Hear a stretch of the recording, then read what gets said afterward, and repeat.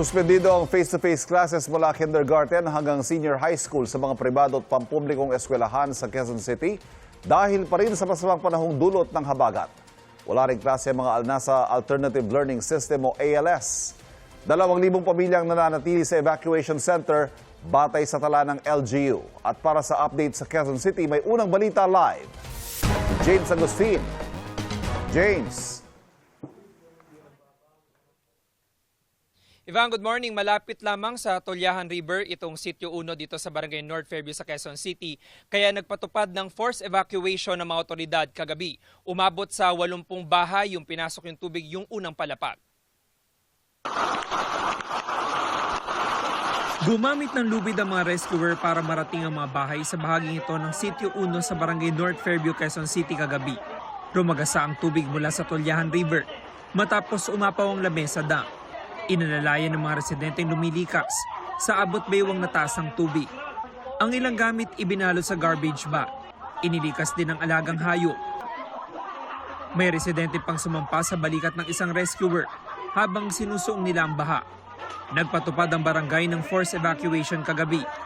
Hapon pa lang daw pinalilikas na nila ang mga residente pero may ilang inabot na ng baha.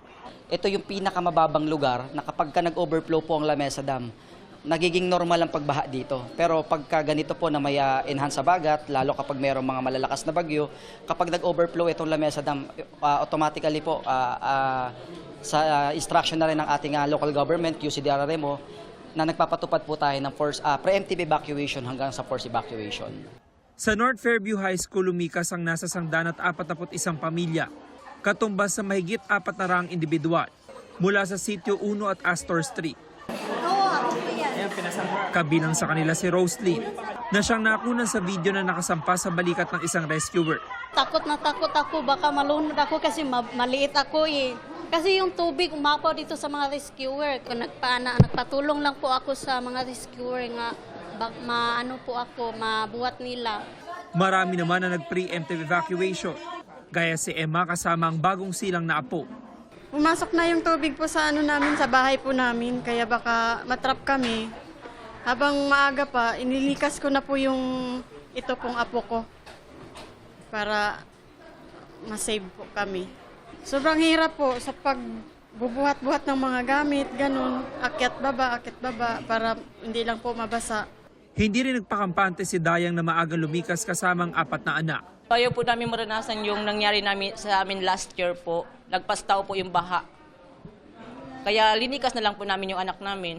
Mga bata po, inuna po namin mga bata at mga gamit po, kailangan po yung mga importante. Alas 11 kagabi, lubog pa rin sa tubig ang unang palapag ng mga bahay sa Sitio 1. Apektado ang nasa 80 bahay ng baha na umabot sa 5 talampakan ng taas.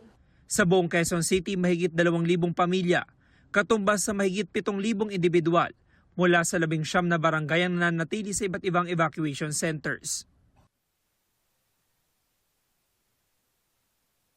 Samantala, Ivan, humupa na yung pagbaha dito sa Sitio 1 sa Barangay North Fairview, pero hindi pa nakakabalik sa kanilang mga bahay yung mga residente na nanatili doon sa evacuation center dahil maghihintay pa ng abiso ang barangay mula sa QCDRMO at sisimulan nila yung paglilinis sa kanilang mga bahay dahil karamihan doon sa mga bahay ay nalubog sa tubig yung unang palapag. Sa lagay ng panahon naman po ay hindi na tayo nakakaranas ng pag-ulan dito sa Quezon City. Yung muna latest, ako po si James Agustin para sa GMA News.